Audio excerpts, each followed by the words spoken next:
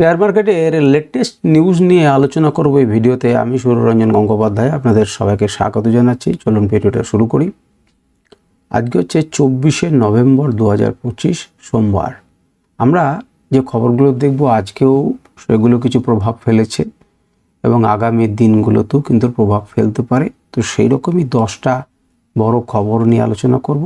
যদিও এর বাইরে আরও একটি সবথেকে গুরুত্বপূর্ণ খবর আছে যেটি এখানে আমি আলোচনা করব না। সেটি হচ্ছে 10 বছরের বন্ড ইল্ডস ইন্ডিয়ার সেটা একটু বৃদ্ধি পেয়েছে। 3 সপ্তাহের মধ্যে সবথেকে হাই এসেছে।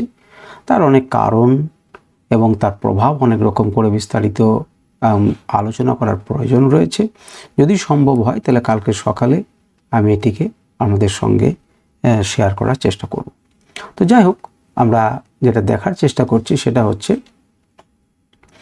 আমাদের কি গুরুত্বপূর্ণ খবরগুলো এসেছে আমরা একটু দেখি এবং বোঝার চেষ্টা করি এবং তাদের প্রভাব এবং বিশ্লেষণ। প্রথমে দেখুন, নিফটি 26,000-এর নিচে।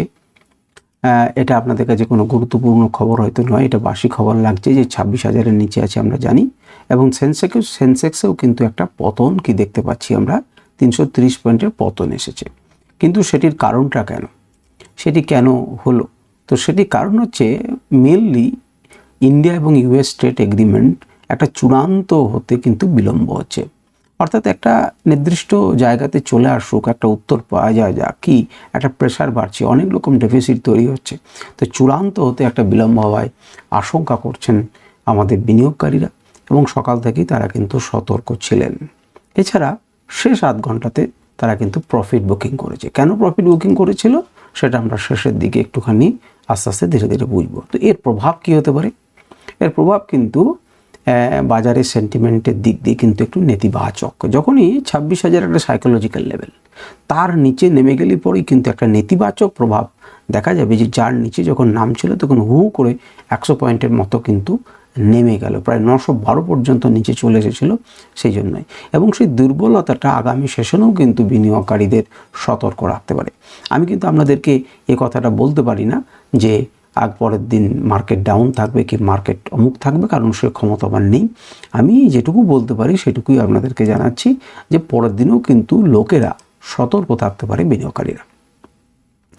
দ্বিতীয় নম্বর বড় খবর হচ্ছে আদানি গ্রিনকে নিয়ে। আদানি গ্রিনে একটা বড় শেয়ার বিক্রি হওয়ার সম্ভাবনা আছে। এই শেয়ার মানে কিন্তু স্টক আর শেয়ারকে সমতুল্য করবেন না, শেয়ার মানে হচ্ছে অংশীদারিত্ব। এখানে তো বড় অংশীদারিত্ব কিন্তু এখান থেকে বিক্রি হওয়ার সম্ভাবনা আছে। কীরকম না, ফ্রান্সের শক্তি উৎপাদনকারী সংস্থা হচ্ছে টোটাল এনার্জিস। আমি জানি না আপনারা কতজনের নাম শুনেছেন। টোটাল এনার্জিসের সঙ্গে কিন্তু টোটাল এনার্জিসের বিনিয়োগ আছে আদানি গ্রিন এনার্জিতে। তাদের 6%-এরও বেশি কিন্তু তারা বিক্রির পরিকল্পনা করেছে বলে একটা খবর পাওয়া গেছে। এখন সেটি তারা বিক্রি করবে কি করবে না জানা নেই। আপনারা আদানি গ্রিনের চার্ট দেখলে পরেই সেটি বুঝতে পারবেন। এবং বিক্রি করার সম্ভাবনা কত টাকার? প্রায় 10,200 কোটি টাকার সেল করবে বলে একটা আন্দাজ এসছে, একটি খবরে প্রকাশ হয়েছে। এর প্রভাব কী হবে না, প্রভাবে সাধারণত আদানি গ্রিন এনার্জির শেয়ারকে আজকে চাপে দেখতে পেয়েছেন। এবং সবথেকে বড় কথা, এই যে অংশটাকে আপনারা মন দিয়ে শুনুন, বাজারে একসাথে যদি বিপুল পরিমাণ শেয়ারের যোগান হয়, যেই বিক্রি করে দেবে তাহলে শেয়ারগুলো মার্কেটে পাওয়া যাবে। তখন কিন্তু শেয়ারের দামে কি হবে না, স্বল্প মেয়াদে একটা নেতিবাচক প্রভাব কিন্তু পড়তে পারে। তাহলে যদি বড় কোম্পানি যখন বিক্রি করে দেয় প্রচুর পরিমাণ শেয়ার, তখন কিন্তু একটা নেতিবাচক প্রভাব কিন্তু পড়তে পারে। 3 নাম্বার, সিকিউরিটিজ মার্কেটস কোড বিল 2025। যারা মন দিয়ে শুনছেন, স্কিপ করছেন না, তারা খবর বুঝতে পারবেন এবং মার্কেটকে ধীরে ধীরে বোঝার চেষ্টা করতে হবে। দেখুন, ডিসেম্বরের 1 তারিখ থেকে একটা শীতকালীন অধিবেশন আমাদের সরকারের আছে। তো সেখানে তারা একটা বিলকে পাশ করার চেষ্টা করছেন বা করবেন বলে জানা গেছে, পেশ করতে চলেছেন। সেটা হচ্ছে সিকিউরিটিজ মার্কেটস বিল 2025। তো সেই বিলে কী রয়েছে না, সেবি অ্যাক্ট, সেখানে ডিপোজিটারিজ অ্যাক্ট এবং এসসিআরএ, এই 3টেকে একসঙ্গে নিয়ে এসে একটা কি করার চেষ্টা চলছে না, একত্রিত করার চেষ্টা চলছে এবং এক ধরনের একটা একক আইনের আওতায় নিয়ে আসছে। তো একক আইনে নিয়ে এলে পরে আমাদের কি ক্ষতি? বৃদ্ধি। বাজারে কী হবে? আনতেই পারে। হ্যাঁ, তাতে প্রভাব পড়বে দীর্ঘমেয়াদে একটা বাজারের জন্য কিন্তু ইতিবাচক খবর, যে সব কিছু একটা আইনে জটিলতা থাকবে না, একটা বিজনেস যারা করবে ইজি অফ ডুইং বিজনেস সেখানে বাড়বে, আইনি জটিলতা কমে যাবে।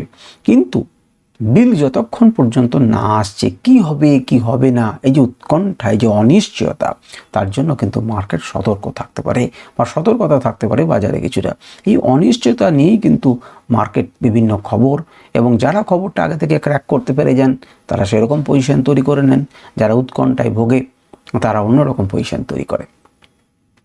চতুর্থ নাম্বার, আদানি গ্রুপ এর একটা অংশ, সেটা হচ্ছে এফএমসিজি ব্যবসা থেকে সম্পূর্ণ তারা প্রস্থান নিচ্ছে, অর্থাৎ এক্সিট নিচ্ছে। আদানি গ্রুপের একটা এফএমসিজি ব্যবসা ছিল AWL অ্যাগ্রি বিজনেস, যা আগে আদানি উইলমার নামে পরিচিত ছিল। উইলমার হয়তো অনেকেই শুনে থাকবেন। তো সেখান থেকে নিজেদের বাকি শেয়ারটুকু কিন্তু তারা বিক্রি করে দিতে চাইছে, তারা পুরোপুরি ইনফ্রাস্ট্রাকচারের ওপরে মনোযোগ দিতে চাইছে। তাতে প্রভাব কি পড়বে? আদানি এন্টারপ্রাইজের জন্য দীর্ঘমেয়াদী একটা ইতিবাচক পরিকল্পনা, একটা প্রভাব পড়বে যে তারা ইনফ্রাস্ট্রাকচারে মেনলি স্ট্রংলি পার্টিসিপেট করছে।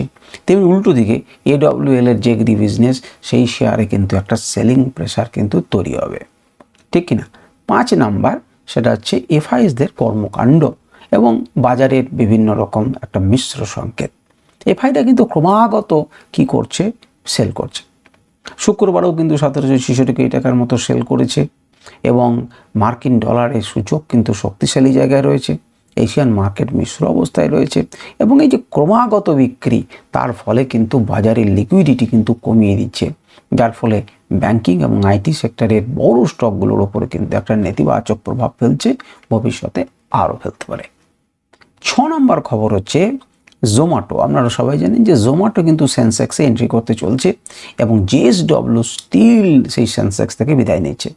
বিএসসি সেন্সেক্স আপনারা জানেন যে ভারতবর্ষের 30টি টপ কোম্পানিকে নিয়ে তৈরি। সেই 30টি টপ কোম্পানিতে জোম্যাটো কিন্তু ঢুকতে চলেছে, এবং জোম্যাটোর জায়গাতে তার পরিবর্তে JSW স্টিল কিন্তু বাদ পড়ছে। 23শে ডিসেম্বর থেকে মোটামুটিভাবে কার্যকর হবে। তাহলে পরে এই যে প্যাসিভ ফান্ড বা ইন্ডেক্স ফান্ড যারা রয়েছে, তারা JSW স্টিলকে, ইন্ডেক্স ফান্ড মানে কি?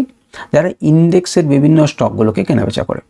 তাহলে এতদিন যদি তারা মনে করতো যে আমি জোম্যাটোকে কিনবো না কিনতে পারতো, কিন্তু আজকে জোম্যাটো এন্ট্রি নাও মানে কি হচ্ছে? জোম্যাটোতে তাহলে কেনাকাটা তোমাকে করতে হবে, সেই ইন্ডেক্স ফান্ডগুলোকে কিনতে হবে। আর ইন্ডেক্স ফান্ডগুলো যখন জোম্যাটোর শেয়ার কিনতে বাধ্য হবে, তার ফলে জোম্যাটোতে মোটামুটি যে হিসেব দেখা গেছে, সেটা যে 4300 কোটি টাকার নতুন বিনিয়োগ, একটা ইনফ্লো কিন্তু আসতে চলছে, সম্ভাবনা রয়েছে।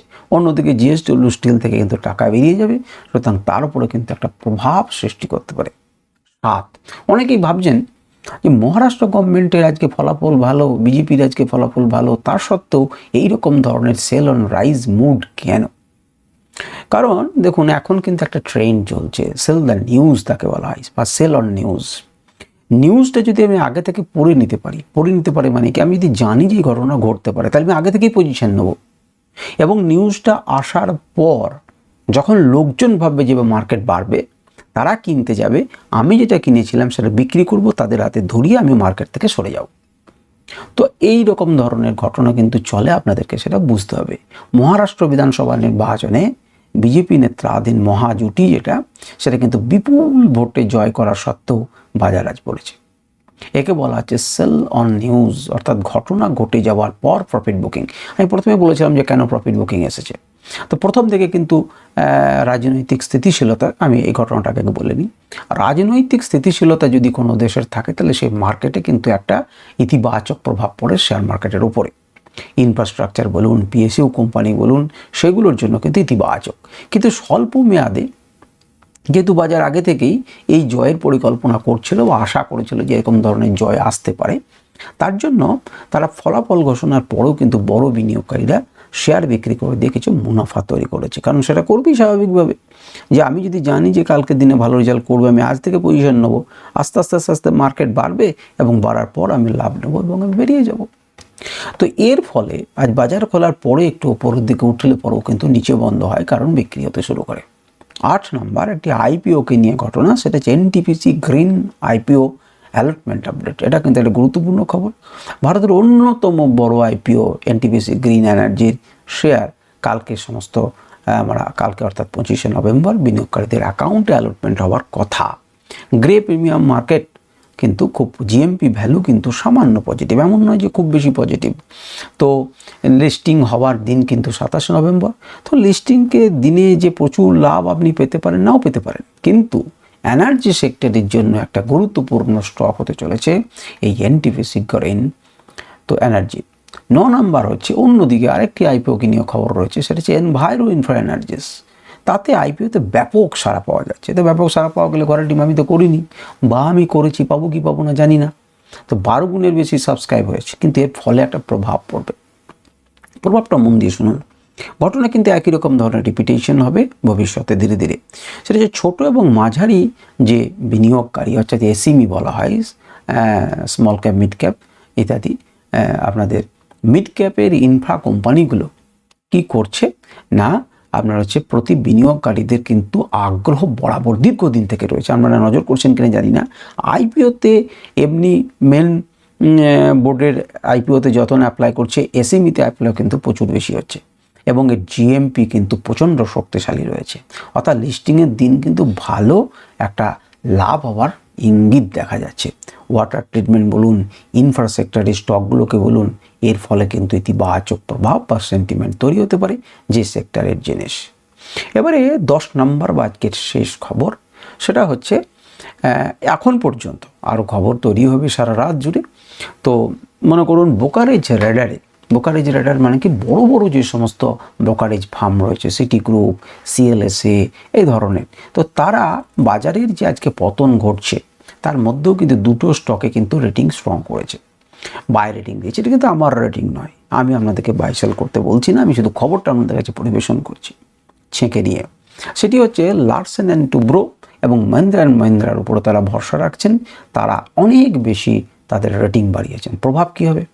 প্রভাব হচ্ছে এলটির উপরে কী প্রভাব পেতে পারে। কারণ এলটি দেখুন, মধ্যপ্রাচ্য বলুন, ঘরোয়া ভারতের ঘরোয়া যে প্রজেক্ট, প্রচুর অর্ডার বুক এলটির কাছে, এত শক্তিশালী অর্ডার বুক খুব কম কোম্পানির আছে। ব্রোকারেজ ফার্মগুলো সুতরাং এর টার্গেট প্রাইস বাড়িয়েছে, যে এর দাম কিন্তু ভবিষ্যতে বাড়বে বলে আমরা মনে করছি। তারা এটা বলতেই পারেন না, আমার বলার ক্ষমতা নেই। এম গ্রামীণ চাহিদা বেশি স্কুটিগুলোর উপরে, এবং এসইউভি লঞ্চ করছে, এই সেক্টরে কিন্তু ভালো পারফর্ম করতে পারে বলে এই সমস্ত বড় বড় মাথারা কিন্তু ভাবছেন। আমি কিন্তু আপনাদেরকে বলে রাখছি এখানে, যে তারা ভাবছেন মানেই কিন্তু আমি লাফিয়ে কিনে নিয়েন না। কারণ আপনি নিজে চার্ট দেখবেন, তারপর বুঝবেন তারা দীর্ঘদিন হোল্ড করার ক্ষমতা রাখে, তাদের ভিউজটা অনেক বড়। সেই ভিউজকে না জেনে না বুঝে আমাদের কিন্তু এগোনো উচিত নয়। তো যাই হোক, আজকে ছিল এই হচ্ছে আপনাদের 10টি বড় খবর, যেগুলি 25শে নভেম্বর থেকে আমাদের প্রভাব ফেলবে বা ফেলতে পারে, বা আজকেও কিছু ফেলেছে। এবং আপনারা যদি কমেন্ট করেন, আপনারা যদি শেষ অবধি শুনে থাকেন এবং 10 বছরের বন্ড রিলস নিয়ে যদি শুনতে চান, তাহলে কমেন্টে একটু লিখুন যে আপনারা শুনতে চান। তাহলে আমি চেষ্টা করব কালকে সকালে আপলোড করার এই ভিডিওটাকে নিয়ে, তাহলে আপনারা বন্ড রিলসের বিষয়ে কিছুটা জানতে পারবেন। নমস্কার, ধন্যবাদ।